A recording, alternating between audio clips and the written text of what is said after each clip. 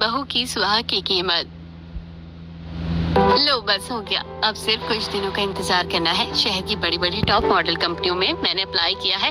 मेरे फोटोशूट को देखकर तो मुझे जरूर पसंद कर लेंगे, फिर मैं भी एक फेमस मॉडल बन जाऊंगी।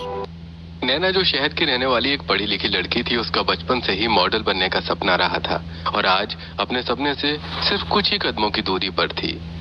नैना क्या कर रही है तू? ये देख मैं तेरे लिए क्या लाई हूँ, तेरी मनपसंद आलू की कचौरी। थैंक यू यार, लेकिन अब मैं ये आलू वालू नहीं खाने वाली क्योंकि तेरी फ्रेंड जल्दी ही एक फेमस मॉडल बनने वाली है। क्या सच में? मैं बता नहीं सकती नैना, मैं तेरे लिए कितनी ज्यादा खुश हूँ। पता है तुझे देख देख कर कभी कभी तो मेरा भी मन करता है ये सब करने का, लेकिन इसके लिए पढ़ा लिखा होना भी तो जरूरी है। और तू तो जानती है कि मैं अनपढ़ हूँ। तू पागल है क्या? इसमें तेरी थोड़ी ना कोई गलती है। उस टाइम की सिचुएशन अलग थी, पर तू देखना तेरे अनपढ़ होने के बावजूद भी तुम्हारी लाइफ की डेस्टिनी बहुत अच्छी होगी और तुम बहुत खुश रहोगी। नैना और काजल दोनों ही सहेलियां एक दूसरे की पड़ोसन थीं। कुछ सालों पहले ही काजल गांव से अपने परिवार के साथ शहर आई थी। दरअसल गांव से होने की वजह से काजल को कभी शिक्षा प्राप्त करने का मौका नहीं मिला था, तो वहीं शहर आते आते अब काजल को स्कूल में एडमिशन मिलना भी काफी मुश्किल हो चुका था। लेकिन इन सब के बावजूद भी नैना जैसी पढ़ी लिखी और काजल जैसी अनपढ़ लड़की की दोस्ती काफी गहरी थी। रागिनी जी, आप तो बहुत मजाकिया है सच में। अगर आपके घर में हमारी बेटी आ जाएगी ना तो हमेशा हंसती रहेगी। वो तो है बहन जी। वैसे नैना कब तक आएगी? काफी देर हो चुकी है। बहन जी, हमें पता होता कि आज आप ऐसे अचानक आ जाएंगी तो मैं नैना को बाहर नहीं जाने देती। अभी कॉल किया है उसके पापा ने, बस आने ही वाली है। नैना को देखने के लिए आज रिश्ते वाले आए होते हैं। जिस बात से बेखबर नैना जब घर पहुंचती है तो नैना बेटा, आज तो आने में काफी लेट हो गया। चलिए ये सब छोड़ और जल्दी से कपड़े बदल कर आ जा। वो तो ठीक है माँ, लेकिन ये सब लोग कौन है? अरे पगली, वो तुझे देखने के लिए आए हैं। अब बाकी सवाल बाद में करना, जा जल्दी से जाकर आ जा। नैना को कुछ समझ नहीं आ रहा होता है और अब कपड़े बदल कर आ जाती है। तभी नैना रिश्ता देखने आए उस संकेत नाम के लड़के से पूछती है, वैसे आप काम क्या करते हैं? मैं बैंक में एम्प्लॉय हूँ, महीने का 40-50 हजार रुपए कमा लेता हूँ।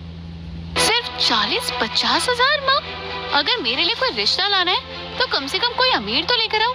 आज के इस महंगाई भरे जमाने में इतनी कम सैलरी में ये मेरे शौक कैसे पूरे करेंगे? ये कोई वक्त है बात करने का? चुप हो जा।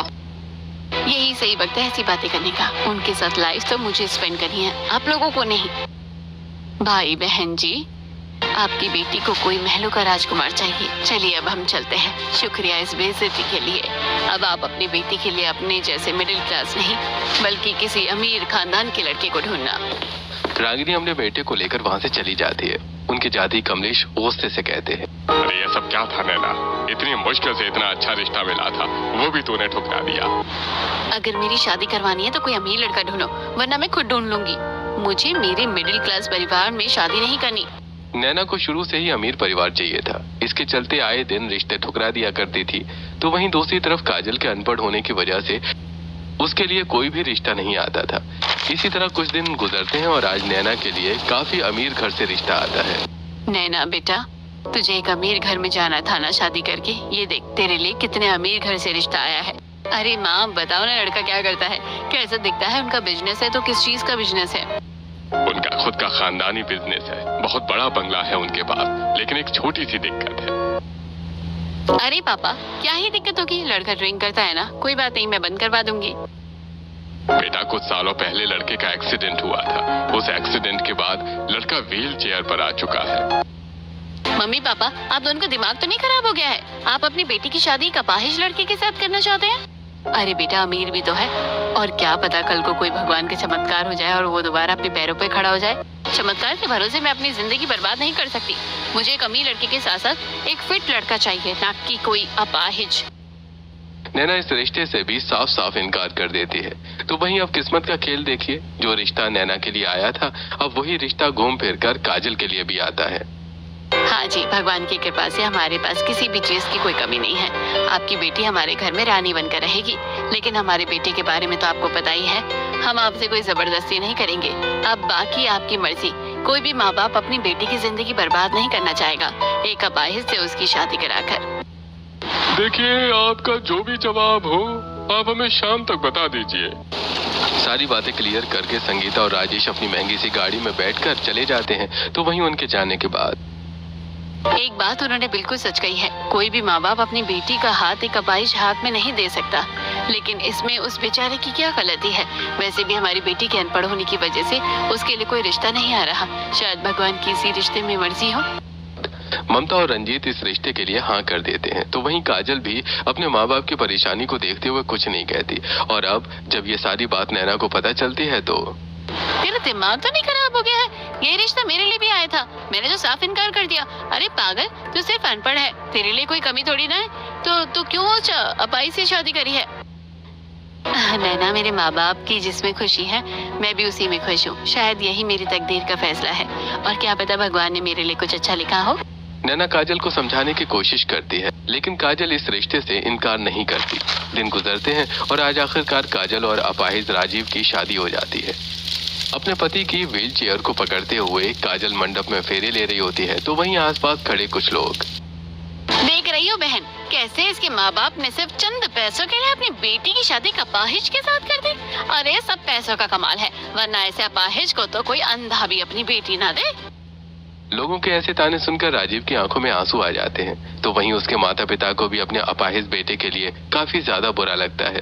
तो वहीं अब जैसे ही फेरे संपन्न होते हैं, काजल उन लोगों के पास जाती है। अगर आप लोग अपने पैरों पर चल सकते तो इसका मतलब ये नहीं कि आप किसी अपाहिज इंसान का मजाक उड़ाएंगे। ये अपाहिज है तो क्या हुआ, लेकिन ये दिल के बहुत अच्छे हैं और अब ये मेरे पति है। खबरदार, अगर किसी ने मेरे पति के बारे में कुछ कहा तो। काजल का ऐसा करारा जवाब सुनकर वो सभी लोग चुप हो जाते हैं। तो वहीं राजीव और उसके माता पिता को ये देखकर काफी अच्छा लगता है। काजल, अब तुम एक सुहागन बन चुकी हो और एक सुहागन के लिए उसका सुहाग ही सबसे ज्यादा जरूरी होता है। तुझे हमेशा अपने पति का साथ देना है, चाहे खुशी हो या गम।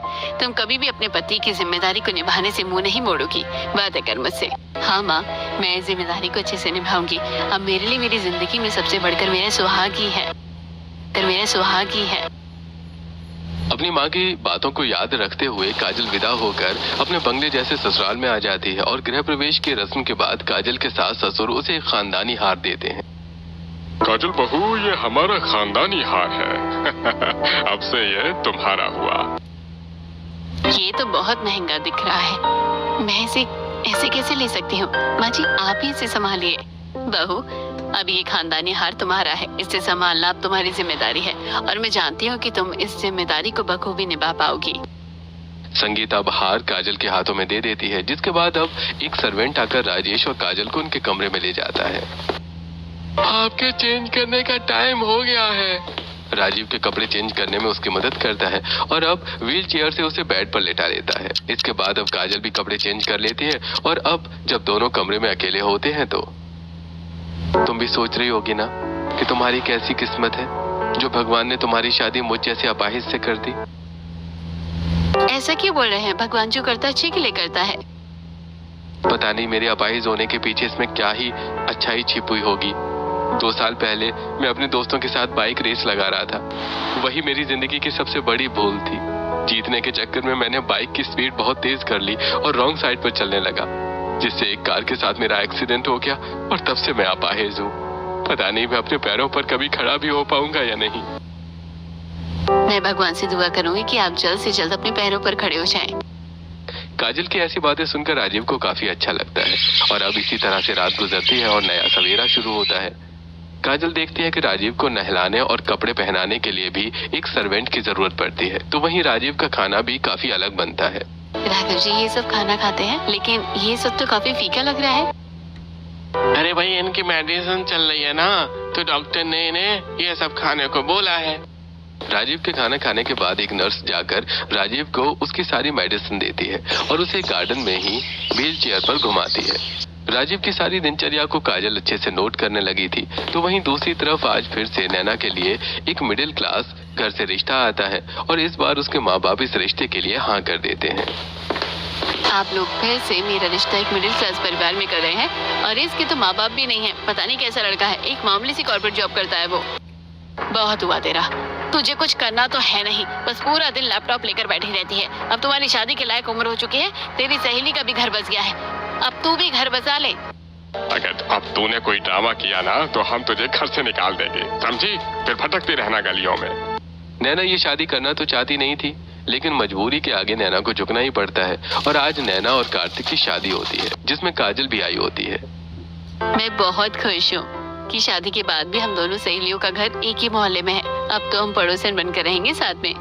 क्या फायदा, मैं तो इस शादी से बिल्कुल खुश नहीं हूँ। तुम तो जानती हो ना कि मेरा एक अमीर घर में शादी करने का सपना था। आगे जाकर तुम्हारे पास भी ढेर सारा पैसा होगा।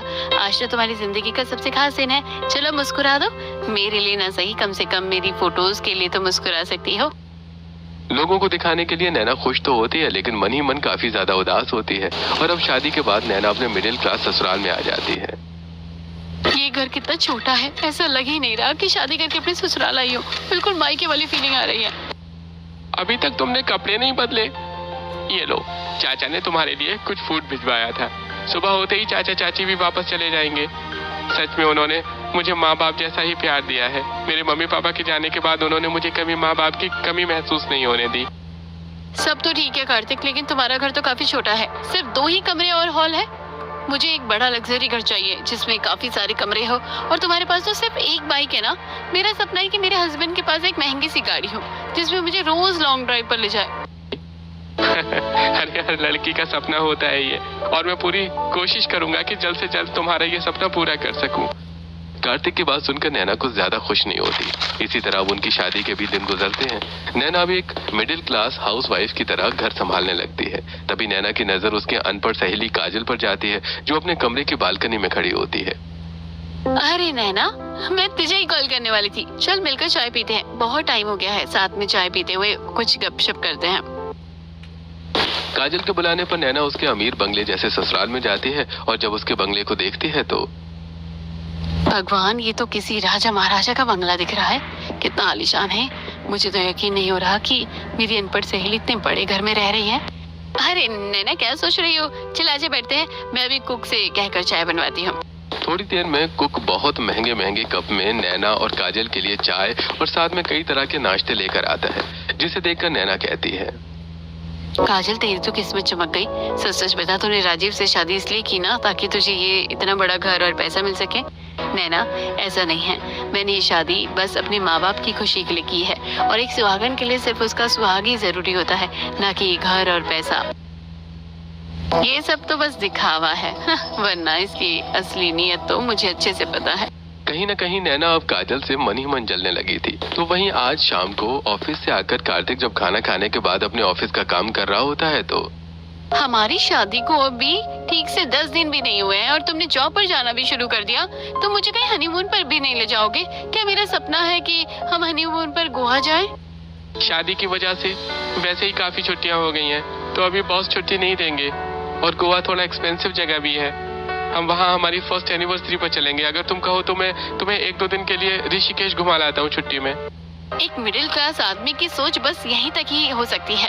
अच्छा ठीक है, अगर हनीमून ना सही तो कम से कम मुझे शॉपिंग के लिए तो कुछ पैसे दे दो। ठीक है। इतना कहकर कार्तिक नैना को शॉपिंग के लिए पूरे 5,000 रुपए देता है, जिसे देखकर नैना का मुंह बन जाता है। तो वहीं अगले दिन नैना जब उन पैसों को लेकर मॉल में जाती है तो ये ड्रेस कितनी सुंदर है और ये ज्वेलरी और ये सैंडल भी कितने अच्छे हैं, लेकिन ये सब इतने महंगे हैं। इन 5,000 रुपए में मैं क्या ही लूंगी? मेरे तो किस्मत ही फूट गई इस आदमी से शादी करके। कार्तिक भले एक मिडिल क्लास कॉर्पोरेट जॉब करने वाला मामूली आदमी था, लेकिन उसके बावजूद भी नैना का काफी ध्यान रखता था। अक्सर छुट्टियों के दिन कार्तिक ही घर का सारा काम करता, नैना के लिए खाना बनाता और उससे बहुत प्यार करता। लेकिन नैना के लिए ये सब काफी नहीं था। तो वहीं दूसरी तरफ क्या बात है, अभी तक कुक मेरा नाश्ता लेकर नहीं आई और सर्वेंट ने भी अभी तक मेरे कपड़े नहीं बदले। ये सब कहाँ रह गए हैं? इन सबको मैंने छुट्टी दे दी है। कुक सिर्फ फैमिली के लिए खाना बनाएगी। अब से आपका खाना मैं बनाऊंगी और आपकी दवाई का भी ख्याल मैं रखूंगी। फिक्र मत करिए, नर्स ने मुझे अच्छे से बता दिया है कि कौन सी दवाई कब खिलानी है। काजल एक पतिव्रता पत्नी बनकर राजीव का अच्छे से ध्यान रखती है। उसे नहलाने से लेकर उसके कपड़े पहनाने तक, यहाँ तक कि नाश्ता भी अपने हाथों से खिलाकर दवाई देती है। और अब अपने पति को गार्डन में घुमाती है, जिसे देखकर आस पड़ोस की कुछ औरतें, मुझे तो लगता था कि ये लड़की सिर्फ पैसों के लिए शादी कर रही है, लेकिन जरा देखो अपने पति का कितना ध्यान रखती है। आस पड़ोस की औरतें काजल की काफी तारीफ करती है। तो वहीं राजीव कहता है, तुमने मेरे लिए इतना सब कुछ किया, उसके लिए थैंक यू। लेकिन लेकिन मुझे ये सब अच्छा नहीं लग रहा है। तुम मेरी पत्नी हो, कोई नौकरानी नहीं हो। पति का ध्यान रखना क्या एक नौकरानी का काम होता है? मैं आपकी पत्नी हूँ और ये सब मेरा कर्तव्य है, समझे आप? काजल की ऐसी बातें सुनकर राजीव की आंखें भर आती हैं। तो वहीं दूसरी तरफ नैना अपनी सहेलियों के साथ किटी पार्टी में होती है। तुम्हारे नेकलेस तो काफी अच्छा लग रहा है, कहाँ से लिया? नए वाले मॉल से? ये तो मेरे हस्बैंड ने मुझे गिफ्ट किया था, पता है पूरे 2 लाख रुपए का है। सुंदर है ना? मेरे हस्बैंड ने तो मुझे कुछ दिन पहले ही एक कार गिफ्ट की है, और तो और अब मुझे घूमने के लिए मालदीव ले जा रहे हैं। सच में हम लोगों की लाइफ कितनी अच्छी है। अपनी किटी पार्टी की अमीर सहेलियों की बातें सुनकर नैना को काफी बुरा लगता है और अब सीधा घर आ जाती है, जहां कार्तिक ऑफिस से आते हुए नैना के लिए एक आइसक्रीम का बॉक्स लेकर आता है, जिसे देखकर उसे नैना गुस्से में फेंक देती है और चिल्लाते हुए कहती है, आइसक्रीम और नमकीन ही लेकर आते रहना मेरे लिए। तुम्हें पता भी है कि मुझे ये क्या अच्छा लगता है और क्या नहीं। कब से मेरा मन है कि एक डायमंड का रिंग लूं, लेकिन नहीं। मेरी फ्रेंड्स के पति उन्हें लाखों का हार देते हैं, घूमने के लिए विदेश ले जाते हैं, लेकिन तुम क्या करते हो? तो नैना, उनका बिजनेस है और मैं एक मामूली जॉब करता हूँ। मैंने कहा तो है कि मैं मेहनत करूंगा और धीरे धीरे तुम्हारे सारे सपनों को पूरा करूंगा। समय आते आते मैं बूढ़ी होकर मर जाऊंगी। मेरी तो जिंदगी बर्बाद हो गई, तुम जैसे एक मिडिल क्लास लड़के से शादी करके। अब आए दिन नैना पैसों को लेकर कार्तिक से काफी ज्यादा लड़ने लगी थी, जिससे अब कार्तिक भी काफी परेशान रहता था। तो वहीं आज काजल रोज रोज उन लोगों की लड़ाई की आवाजें सुनकर नैना से मिलने आती है। नैना, तुम्हारी लड़ाई की आवाजें अब पड़ोसियों के घरों तक जाने लगी है। माना पति पत्नी में झगड़ा होता है, लेकिन उस झगड़े को 4 दीवारी के अंदर रखो और सोने से पहले उसे खत्म कर दो। कार्तिक सच में बहुत अच्छे हैं। तुम तो ऐसी बकवास करोगी ना, क्योंकि तुम्हें एक करोड़पति पति मिल गया है। अपाहिज है तो क्या हुआ, उसके पैसे तो चल सकते हैं ना। नैना की ऐसी बातें सुनकर काजल को काफी बुरा लगता है और अब सीधा अपने घर आ जाती है। इसी तरह दिन गुजरते हैं और दोनों सहेलियों के मोहल्ले में आज एक और अमीर परिवार रहने आता है। बेटा, ये सब हमारा सामान घर के अंदर पहुंचा दे, फिर मैं तुम्हें अंदर ले चलती हूँ। मंजूरी की बेटी प्रेरणा, जो राजीव की तरह ही व्हील चेयर पर थी, जहां राजीव अपने दोनों पैरों से मजबूर था, तो वहीं प्रेरणा का चेहरा छोड़कर शरीर के दाहिनी तरफ का सारा हिस्सा पैरालाइज्ड हो चुका था। अपनी बेटी को एक साइड में बिठाकर मंजरी और शैलेश सारा सामान रखवा रहे होते हैं कि तभी अचानक प्रेरणा की व्हील चेयर डिसबैलेंस हो जाती है और सीधे रोड की तरफ जाने लगती है। इससे पहले कि प्रेरणा किसी गाड़ी से टकराती, तभी कार्तिक जाकर उसे बचा लेता है। अरे ठीक तो है ना आप? आपको लगी तो नहीं? शैलेश और मंजरी भागे भागे जल्दी से अपनी बेटी के पास आते हैं। अरे प्रेरणा बेटा, तू ठीक तो है ना? अरे तुझे लगी तो नहीं बेटा? तुम्हारा बहुत बहुत शुक्रिया भाई। पता नहीं ये बेचारी कैसे अपनी जगह से हिल गई। पापा, मैं बिल्कुल ठीक हूँ। आप लोग क्यों परेशान हो रहे हैं? और आपका भी बहुत बहुत शुक्रिया। अरे शुक्रिया की कोई बात नहीं है, थोड़ा ध्यान रखिएगा। वैसे आप लोग यहाँ नए नए आए हैं, लाइए मैं भी आपकी शिफ्टिंग में मदद करवा देता हूँ। कार्तिक प्रेरणा के परिवार की शिफ्टिंग में मदद करवाने लगता है। तो वहीं घर आकर ये सारी बात नैना को बताता है, जिसे सुनकर नैना भी अब 2-3 दिन बाद जैसे ही प्रेरणा और उसके परिवार वालों से मिलने के लिए आती है, तो देखती है कि प्रेरणा को देखने के लिए कुछ रिश्ते वाले आए हुए हैं। देखिए बहन जी, रिश्ता तो हमें मंजूर है, लेकिन दहेज में हमें आपकी सारी प्रॉपर्टी चाहिए। सारी प्रॉपर्टी हमारी बेटी की ही है। बेटी ही नहीं बल्कि मेरे बेटे के नाम होनी चाहिए। अरे, आपकी पैरालाइज बेटी को मेरा बेटा सहारा दे रहा है। उसके माथे पर सिंदूर लगाकर उसे अपना नाम देगा ताकि समाज में इज्जत हो सके। अब इतनी बड़ी चीज के लिए ये सब तो बनता ही है। देखिए संध्या जी, हमें रिश्ता मंजूर नहीं है। हमारी बेटी किसी की मोहताज नहीं है। हम तो आपके बिना बोले ही सब कुछ दे देते, लेकिन आपके अंदर का लालच देखकर हमें समझ आ गया है क्या आपको सिर्फ हमारी बेटी की दौलत ही चाहिए। तो हमें क्या बेइज्जती करने के लिए बुलाया था? अरे, तुम्हारे जैसे अपाहिज बेटी पर तो कोई थूकेगा भी नहीं। कंपटीशन हो चुका है। तुम्हारे जैसे अपाहिज बेटी पर तो कोई थूकेगा भी नहीं। संध्या की ऐसी बातें सुनकर प्रेरणा रोने लगती है। लोगों पर मैं कब तक ऐसी बोझ बनकर बैठी रहूंगी? मैं मर क्यों नहीं चाहती? बेटा, ऐसा क्यों कह रही है? तू हम पर बोझ नहीं है। तो देखना, एक ना एक दिन तो कोई आएगा जो तुझे सच्चे दिल से प्यार करेगा। प्रेरणा के घर का ये हाल देखकर नैना अब जल्दी से घर आती है और उसके मन में एक प्लान चलने लगता है। ये लोग तो प्रेरणा से शादी करने वालों को सारी प्रॉपर्टी दे देंगे, तो क्यों ना मैं प्रेरणा और कार्तिक की शादी करवा दूं? इससे सारी प्रॉपर्टी नाम हो जाएगी और फिर मैं भी अमीरों वाली जिंदगी जीऊंगी। ऐशो आराम वाली जिंदगी अपनाने के लिए नैना अपने पति की दूसरी शादी तक करवाने के लिए राजी थी। तो वहीं कार्तिक जब रात में आता है और प्रेरणा उसे अपना सारा प्लान बताती है, तो फिर इस दिन हमारे पास भी ढेर सारे पैसे होंगे और इस लड़की की हालत देखकर मुझे लगता नहीं है कि ज्यादा दिन जिंदा रह पाएगी। उसके माँ बाप भी कुछ सालों बाद चले जाएंगे, फिर हम उस बड़े से घर में आए आराम से रहेंगे। मुझे ये तो पता था कि तुम्हें अमीर बनना है, लेकिन अमीर बनने के लिए तुम इतनी गिरी हुई हरकत कर सकती हो, ये नहीं पता था। क्या तुम्हारे लिए तुम्हारे सुहाग की कीमत इतनी सी है? देखो, ज्यादा फिल्मी डायलॉग मारने की कोई जरूरत नहीं है। मुझे पता है तुम्हें पैसों से प्यार है, तुम्हें भी अमीर बनना है, तो फिर क्या बुराई है? मैंने पता की तुम अभी क्या बकवास कर रही हो। मुझे तुमसे इस बारे में कोई बात नहीं करनी। इस चीज को लेकर अब कार्तिक से रोज रोज लड़ना शुरू कर देती है, जिससे परेशान होकर कार्तिक नैना की माँ संगीता को कॉल करके सब कुछ बता देता है। तो वहीं संगीता आज नैना से मिलने के लिए आती है।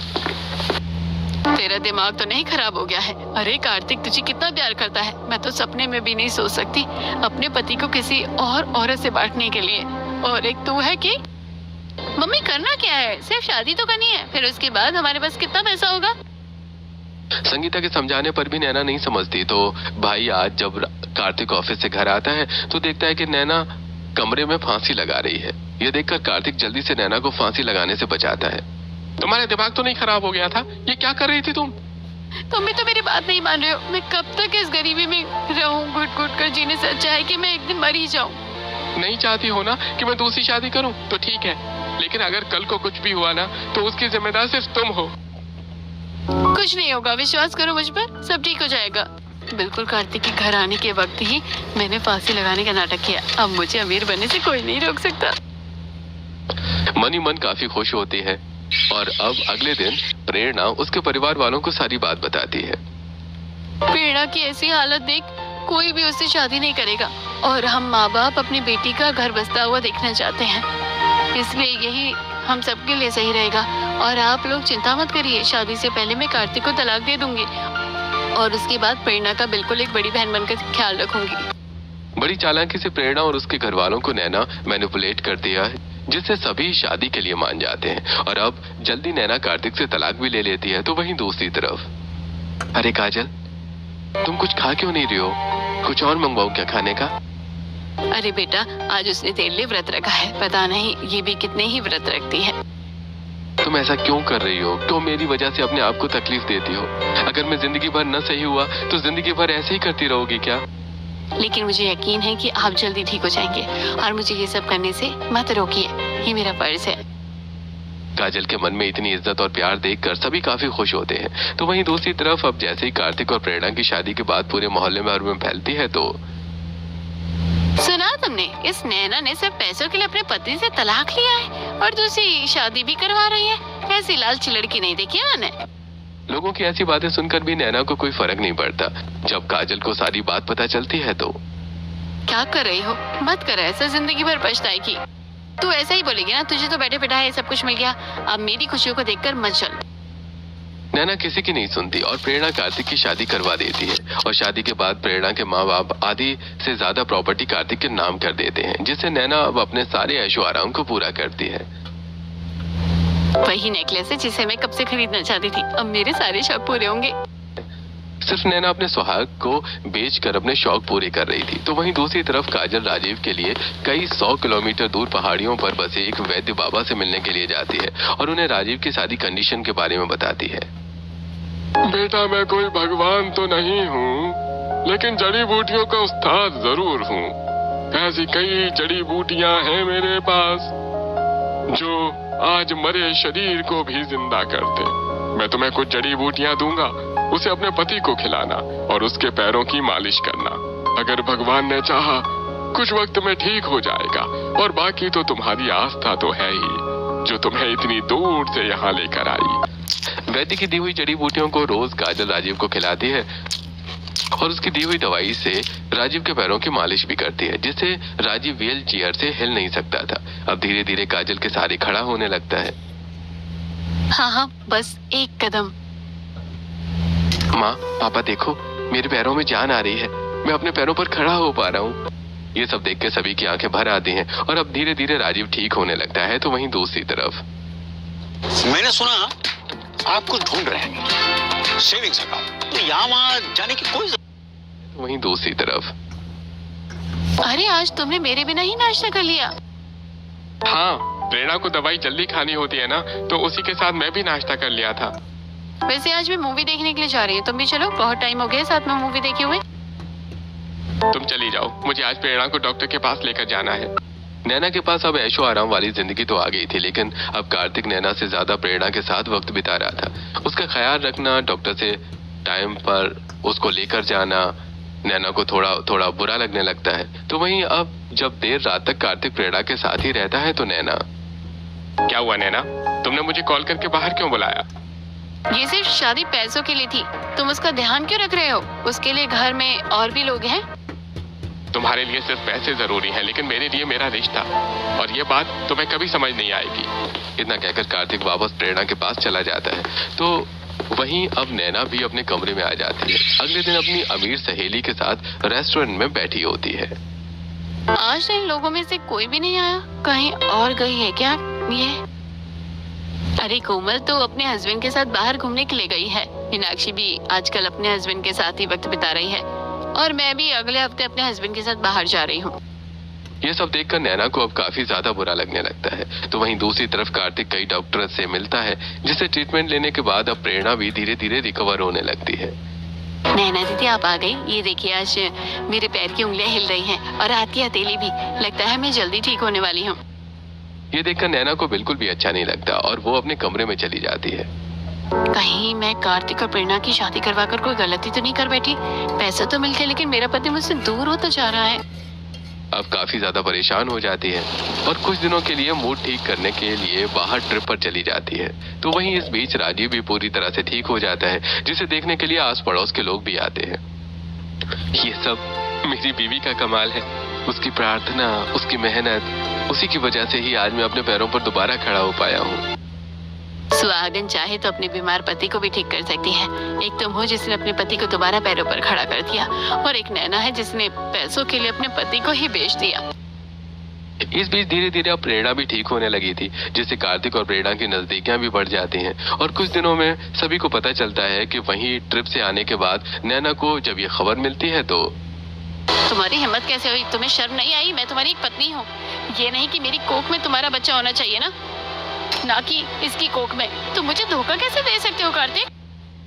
तुम मेरी पत्नी हो, भूलो मत। हमारा तलाक हो चुका है और तुमने ही मुझे ये सब करने पर मजबूर किया था, और अब तुम्हें अपना पत्नी होना याद आ रहा है। ये तब कहाँ था जब तुम मुझे पैसों के लिए प्रेरणा से शादी करने के लिए कह रही थी? दामाद जी बिल्कुल ठीक कह रहे हैं। निकल जाओ अब यहाँ से। और तुम्हें पैसा ही चाहिए था ना, तो हम तुम्हें दे देंगे। अब बस मेरी बेटी और दामाद की जिंदगी से दूर रहो। तुम ऐसा नहीं कर सकते। तुम मुझसे प्यार करते हो ना, जो भी हो उसे भूल जाओ। मुझे कुछ नहीं चाहिए। हम वापस एक नई जिंदगी की शुरुआत करते हैं।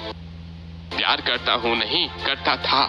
जिस दिन मैंने प्रेरणा की मांग में सिंदूर भरा था ना, उसी दिन मेरे दिल से तुम्हारे लिए सारा प्यार खत्म हो चुका था नैना। अब बहुत देर हो चुकी है, चली जाओ यहाँ से। प्रेरणा के घर वाले नैना को घर से निकाल देते हैं, जिससे परेशान होकर नैना जब सारी बात अपनी माँ को कॉल पर बताती है तो तुझे तो मैंने पहले ही कहा था, लेकिन तू ही पैसों के लालच में आकर अंधी हो चुकी थी। अब तेरा हमसे कोई वास्ता नहीं है। अब जी जैसी जिंदगी तुझे मिली है। सभी लोग नैना से कांटेक्ट खत्म कर देते हैं। तो वहीं आस पड़ोस के लोग भी नैना को ताने ही देते रहते हैं, और अब बेचारी नैना एक चार दीवारी में अकेले जिंदगी काटती है। शाम के वक्त नैना अपने लिए खाना बना रही होती है कि तभी अचानक उसकी उंगली कट जाती है। इसे देखकर नैना को अपना बीता हुआ कल याद आता है। अरे ये क्या किया, काट ली ना उंगली? इसलिए कह रहा था कि मैं खाना बना देता हूँ, तुम जाकर आराम करो।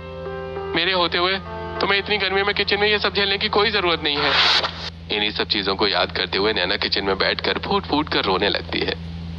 भगवान ये मैंने क्या कर दिया? 4 दिन की चांदनी के लिए अपनी पूरी जिंदगी अंधेरे से भर दी, अपने सुहाग को बेच दिया। मैं ऐसे कैसे कर सकती हूँ? अपनी गलती का एहसास तो हुआ था, लेकिन ये एहसास बहुत देरी से हुआ था। इसके चलते चाहकर भी कुछ नहीं कर सकती थी। तो वहीं आज काजल नैना से मिलने के लिए आती है।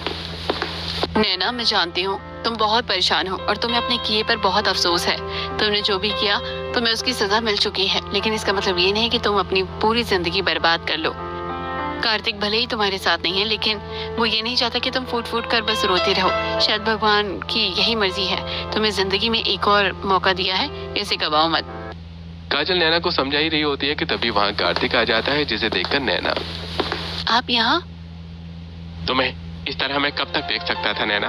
काजल बिल्कुल ठीक कह रही है, तुम्हें अपनी जिंदगी में आगे बढ़ना ही होगा। यही समझाने में तुम्हें आज यहाँ पहली और आखिरी बार आया हूँ। जो होना था सो हो गया। अब प्लीज अपनी जिंदगी मत बर्बाद करो। अगर तुमने मुझे कभी भी अपना कुछ भी माना हो तो बस मेरी आखिरी बात मान लो। आप दोनों बिल्कुल ठीक कह रहे हैं। गलती हुई है मुझसे और उसकी सजा भी मिल चुकी है मुझे, लेकिन इसका मतलब ये नहीं कि मैं सारी जिंदगी अपनी गलती पर अफसोस करती रहूं। पहले आपकी बात मान ली होती तो ऐसा नहीं होता, पर अब दोबारा ऐसी गलती नहीं करूंगी। मैं अपनी जिंदगी में आगे बढ़ूंगी।